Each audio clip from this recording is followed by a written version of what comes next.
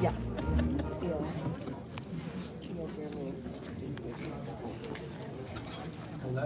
Hello. Hey! Thank you.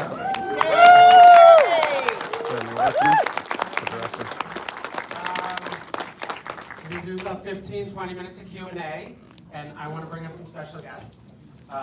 Sitting right near me, Colin Bliss. Come on up. You might remember Colin. Last saw Colin maybe with the mall model, which is actually on the first floor. You can see it next to the Tiffany's, or in the former Tiffany's. We'll bring up a couple other people. Greta Shang, where are you? Greta is one of our many people with pets in shots. She had a cat on hers. I'm also going to bring up, if maybe he's still banned, but Michael Townsend. Yeah! Woo!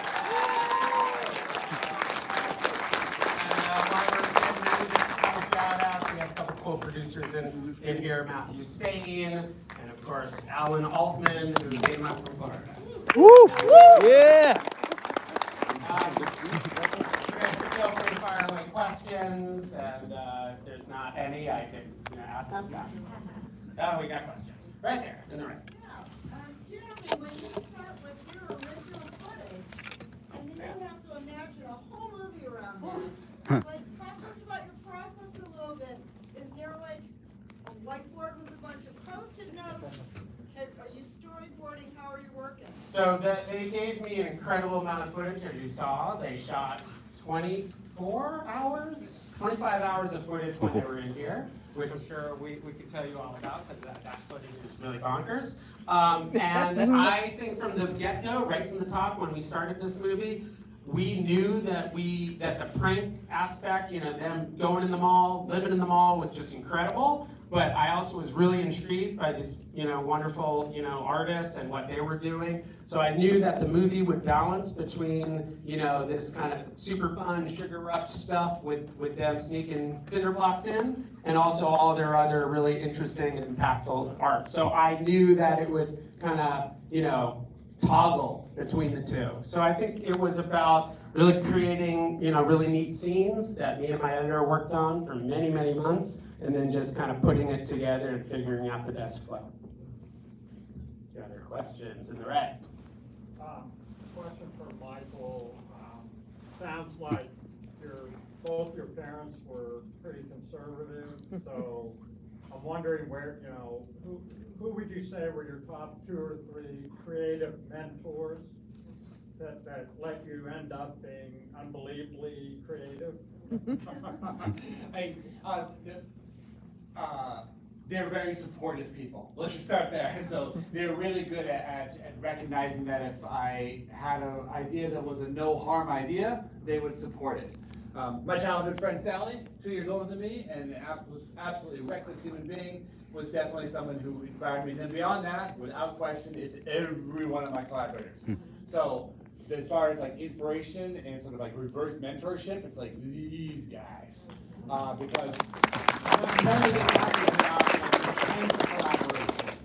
And these are like the smartest art people I know, so I was very fortunate to be able to spend time with them on so many different projects during that time period. Thank you. Yeah. Sure. Other questions? Yeah. Well, welcome back, first of all. That as of Tuesday. Tuesday I'm officially on band. So. That's Tuesday.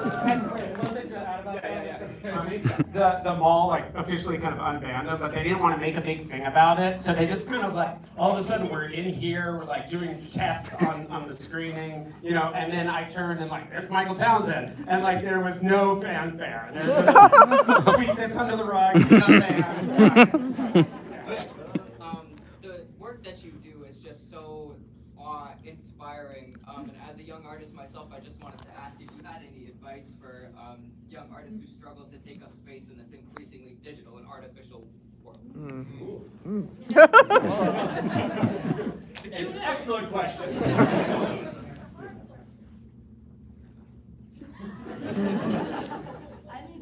I think something every time I watch this, it reminds me of is find your people. Yeah, that's true. You're gonna make stuff, you're gonna come up with stuff, you're gonna bounce things off of each other. Thank you. Yeah, and I think a big lesson, which is like related to the footage and stuff in this movie, and a lot of what we were doing at the time, is we weren't doing it to share it with anyone. We were just doing it like for the joy of being with each other and just following the passion through whatever to the next thing. So just keep following your nose, you know, Right. it's out there ahead of you somewhere, whatever it is. Yes, that's one of the big follies of the digital era, is that you can begin to measure things about eyeballs and likes and so forth, and it's super dangerous. You know, all of this happened in an aspiration-free zone. Like, we had nobody patting us on the back and be like, you guys are doing a good job. You have to, pick and choose your battles as far as like where you think affirmation comes from. But your peers is really the most important thing, not some rando pushing a like button. Yeah, thank you so much. Yeah. Yeah, I got a lot of inspiration from you guys, just like the fact that like you were doing like your stuff, you didn't care about, eyeballs, you didn't care about acclaim. It's just what was important to you guys, and meaning for yourself, and that was very inspirational too. Yeah. We'll do one up in the front row, and then we'll come to the back. Yeah. With the population, there's been a lot of homeless. Yeah. Do you believe that people should kind of follow in your footsteps, try to find home wherever they can? Yes, the question down here is like, there's a homeless crisis. Homeless Let's just call it crisis, yeah. like homeless crisis. I couldn't get the right question words. is this Yeah. sort of Yes. an inspirational model for trying to find spaces Home to where take them over? you can. That issue is, I don't want to use the phrase so unsolvable, but it is alarming that we have hundreds of thousands of square feet of unprogrammed space in Providence that obviously could accommodate people who need that type of support.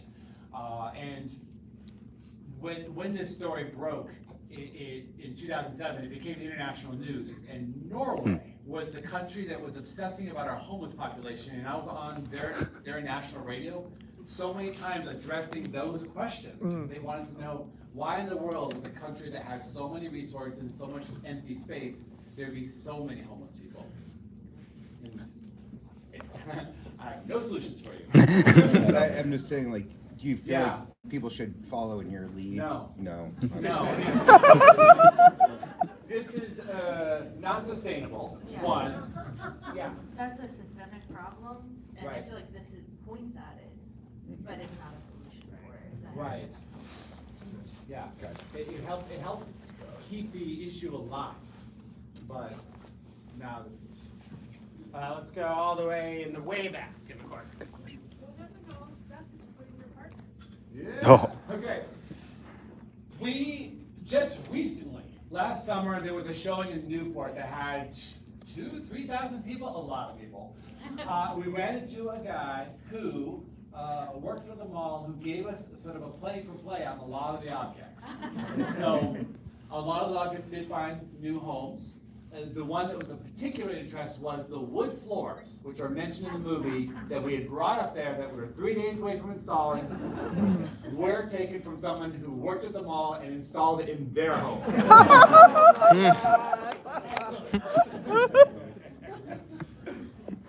Yeah, in the middle. What are the electrical outlets that you use for the space? We can't tell you. We had at first just an extension cord running into the space, and then that extension cord got better and better hidden. But it was fairly far away. There weren't like outlets, live outlets in the space. But by the end there, we had a fairly well hidden long extension cord, basically, to get to somewhere else. End of note. Whenever we were in there for long periods of time and we knew we were using a lot of electricity, we had a ritual of putting a $20 bill in an envelope that had the phrase, "Thank you for the resources" written on it, and we put it under the manager's door. So, we don't know whoever got that. Don't take anything. And you guys obviously all realize, like, around where that couch set is, I mean, it's sort of like under there, a couple hundred feet. Yeah, I mean, we're close. Let's close. just put it that way. We're very, very close. Yeah, right here. Do you think anyone who worked the mall was like onto you? before. Do you think Glenn might have ratted him out? No. Oh, okay. If anyone was maybe had seen you around or seen you sneak in from the outside and was like a bit suspicious, but just thought it was cool and did. No, so the scene in the movie where the security guards kick down the door, that's all like based on accounts from them from phone calls. So they told us what happened. That happened several months before I misstepped. So there was a 7-month period in there where we were in a cat and mouse game, where we're like, okay, we've been broken into. Someone obviously knows we're here, and during that time we did night patrol, and they're doing day patrol, and it lasted for months that way until I went during the day. So, good run. Yeah. Yeah, we're here. You missed that one. Did you ever get your photos back that were stolen and did you ever get mail delivered? Did you ever get mail? No and no. Aw. I know it's.